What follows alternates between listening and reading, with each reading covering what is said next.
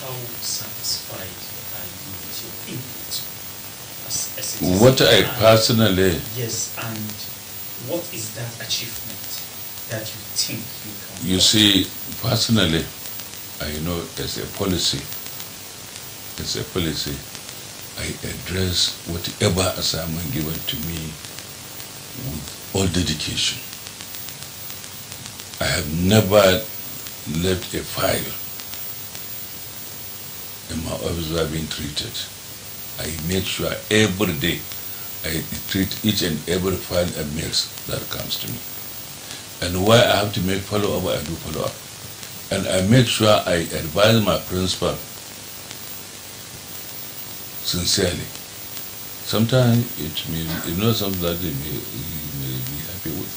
But I make sure I tell him the truth based on my understanding. In fact, if I have problem with people, I believe it's part of those things. I speak my mind, I tell you my position based on my understanding.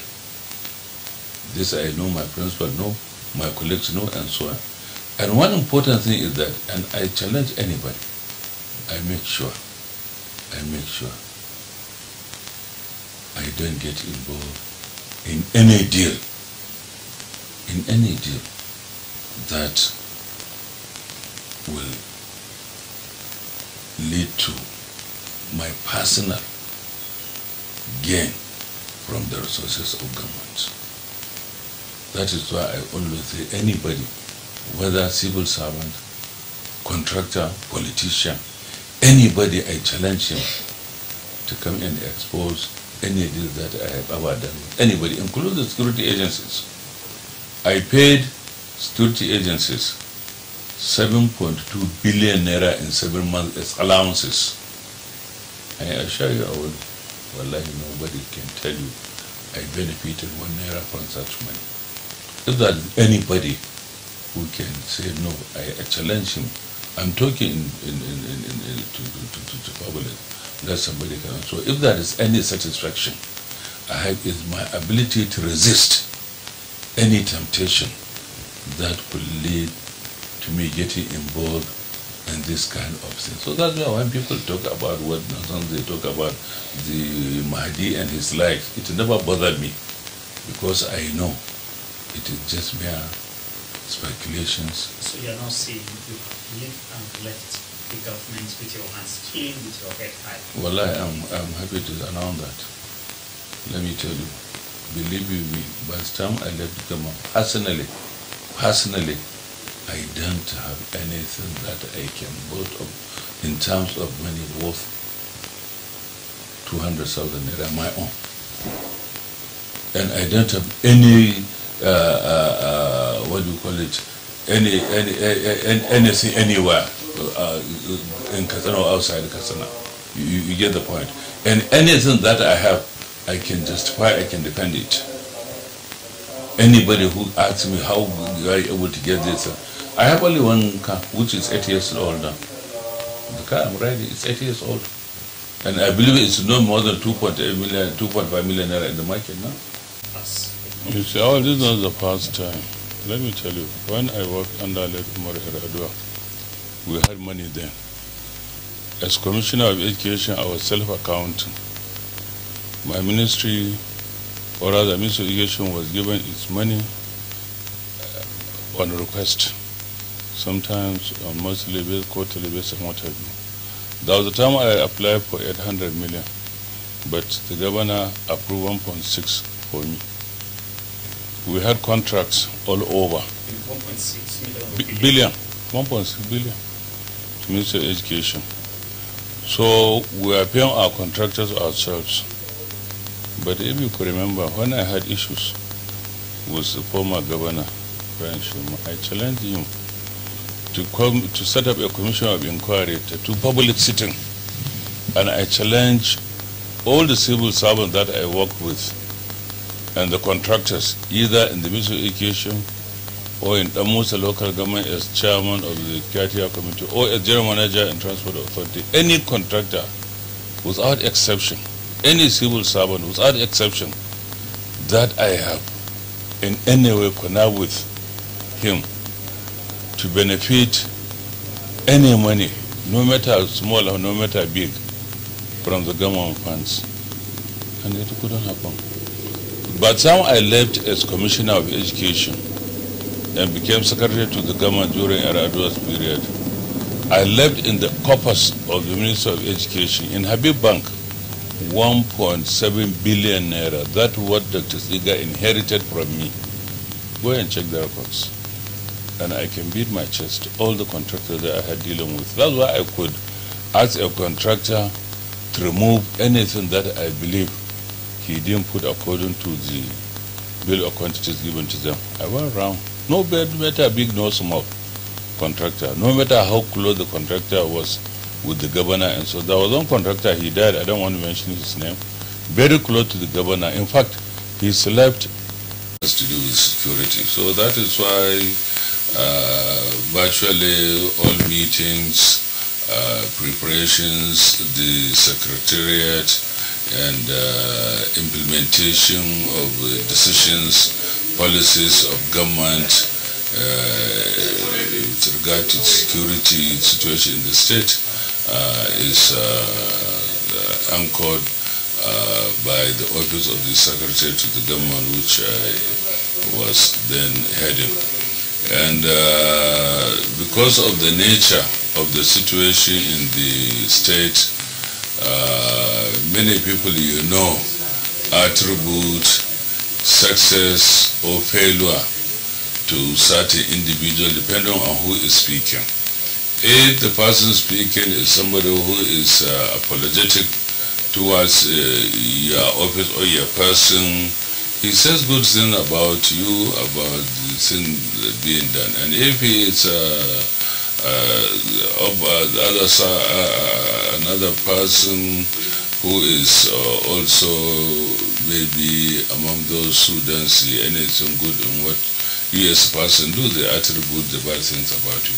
But one thing I want us to generally understand, this insecurity situation is inherited by this government. If we are talking about Katsina, before we came as a government, Katsina had issues of banditry, had issues of killings, cattle wrestling, and so on, armed robbery even along Ahmedia roads, and some insecurity situation even within the city. I could remember before the election, Katsina was virtually under curfew. So that was before we came. So if you can attribute the situation to somebody else, what of before we came, who was responsible? And not only that, if you look at other states around, Katsina is not the only state that is suffering from this insecurity. It is happening in almost all the states around, Zamfara in particular, Sokoto, Kebbi, Kaduna, and many parts of, including southern part of the country. So if you attribute the insecurity situation in Kaduna to a particular person, then to whom do you attribute these insecurity situations in other states? Is it the same person, or do you have similar people operating in the other state doing the same thing that person you are talking about is doing? And the third thing is you talk about what is the benefit. If you encourage or you participate or you support insecurity, for what benefit? Is it for monetary gain or for what? So you see, people sometimes, and the good thing is many people have now realized that all the insinuations done by people are mere insinuation. People are now apologizing. Even yesterday, I didn't know you are coming here.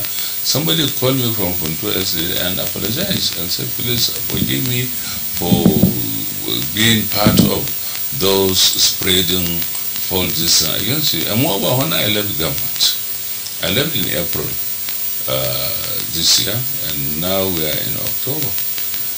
Does the security situation, insecurity situation cease, or does it, the situation improve, or what happens?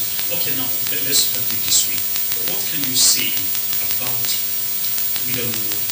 perhaps by virtue of the office we are holding, you now have that contact or rapport with suspected bandits? Or was it because you are from Katsina and some of them are also from Nigeria, the people you've known years before even. No, that was not the case. All those we had contact with were those who, in the time we had amnesty, they have repented. All those we had contact with are those who repented in 2017 to greater part of 2019. And you know, we had a committee which consisted their representatives whom we met with all the security agencies and the representatives of the Emirates, the civil society, the journalists and so on. We used to meet fortnightly with this group of repentant bandits. So we had their contact. And at one time, they even assisted in ensuring that certain areas were secured, certain areas were covered, and when there were activities like election, by-election, other government programs and activities, they assisted the government to ensure that these areas where such activities were to take place were secured. And at one time, the government were even paying them some allowances to maintain their voice and so on. So we have contact with these people. Many of them relocated to Katsina, to other towns and villages, and they come to our offices, they come to our houses, we meet regularly. So that is the people we have contact with. And unfortunately, because the amnesty lasted effectively for about 2 years, from 2017 to 2019, when we had relative peace in Katsina, where we experienced virtually society with very, very minimal issues of insecurity.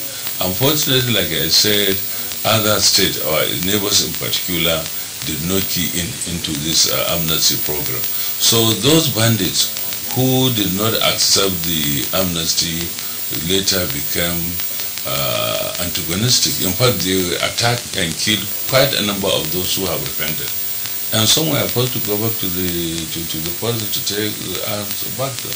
So you see, all those we have contact with were those who repented, who were attending meetings, who were like I said, relocated to Katsina and other towns. In fact, quite a number of them even enlisted their children and wives to schools. Some to these Western school, modern schools, and some to Islamic school and so on. So that's the only people who have contact with. In the days of the amnesty, what do you think that's part of the major steps? Had it been they have been taken and properly implemented and maintained, what would have been the tendency at least? You see, the only thing that could have helped for the amnesty to last was for other states also to accept it. Because this forest is one. Those who accept amnesty and those who do not accept amnesty are living within the same community. So the other states like Zamfara and Kaduna in particular refused to accept this amnesty. So those who did not accept were attacking, and like I told you, most of those who accepted amnesty were killed by those who did not accept amnesty. You understand? So that is the only solution for the state to accept, for us to have a common policy. You understand? Whatever Katsina state government decide to do, it should have been done collectively by other states, Katsina, Zamfara, then Kaduna, before even Sokoto became a problem, and to some extent Niger Republic. But when you allow only one state to have this program, and also to have some policies that other states do not accept, there was no way the amnesty could have succeeded, and that's exactly what brought the total collapse of the amnesty. They killed, most of them were killed, and a few of them find it difficult to continue staying in the forest without continuing with the activity because their lives were in danger, so also their properties and so on. So reluctantly, they had to continue with the activities. Does that mean even at this moment, this unified approach by the neighboring states is the only thing that will lead to success? No, it's one of those. We said it several times. here at state meeting or even at federal level. In fact, to the extent that we are tired of Senate, you see, if the security agencies were to come together, the ground troop and those from the air, to have a common program and to do it in all the states simultaneously, while the ground troops are being supported by the air troop. And also the political leaders, that is the governors, also should come together, take common positions on all issues that are considered pertinent to the success of this. For instance, if all the states agreed to shut down network, it should be done by all the states concerned. If all states agreed to shut down, to close down markets across the forest, it should be done by all the states. If all the states agreed to ban sales of fuel in jerrycans and so on, and other measures that are considered very critical, then it should be done by all the states at the same time. And also there should be a work plan. There should be a program of action by the security agencies. Let's say they come to have a operation that will last 4 weeks, 6 weeks, 8 weeks. It should be well coordinated. What is happening in Kaduna, what is happening in Kebbi, Zamfara, Sokoto, Katsina should be going on at the same time. But you see, the way they do things now, Katsina would be doing one thing, Zamfara another, Kaduna another. They don't have understand among themselves. They understand. So honestly, there is just no way you can succeed without having the entire structure, the entire architecture, the security architecture of this state to coming together to do one thing at the same time. If they are to do this, let me tell you, from what I know, from what I have seen, because I went on recce several times with the Air Force to see what the position of the forest is, you find it is very easy. You can penetrate this forest, especially during dry season. Only a few places that you have rocks, you have a thick forest, but most of the forest is open. You can see vehicle moving, you can see animal moving, you can see human beings moving and so on. From yes, so you see, it is not something that is difficult to do. But this, I cannot count the number of times we insisted on doing this. But it's like they are not. You see, unfortunately, even now you find the air and the ground crew, they operate independently. You understand? There is no understanding. There is no working together. In fact, it's even better. But before, you find they are not even in good terms. The Air Force and the Army were not in good terms.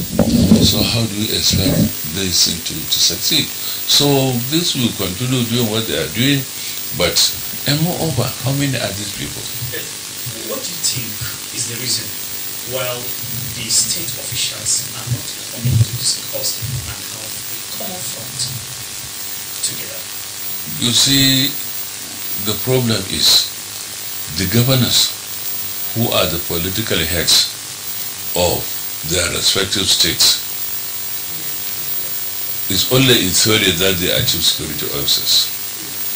They have no control over the security agencies and their leadership.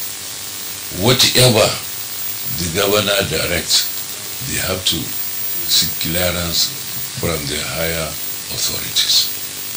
The only thing the state government are made to do is provide logistics, but they cannot command them. You understand? And they keep telling you they have problem of number, they have problem of equipment and other necessary facility, vehicles, ammunition and what have you. So you can't understand actually, and people keep telling you, especially the National Assembly, that